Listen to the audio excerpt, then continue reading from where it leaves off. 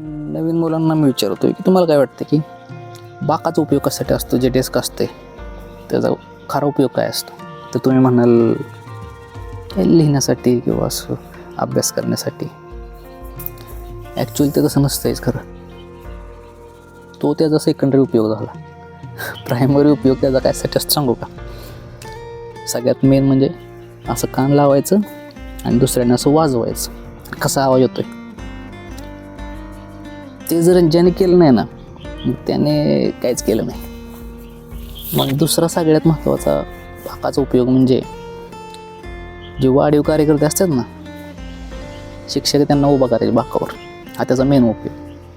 अभ्यास वगैरे काय मग ते होत राहायचं, मग ते काय आम्ही असं खाली बसून पण लिहायचो, त्यासाठी काय बाकच असावं असं काही गरज नव्हती.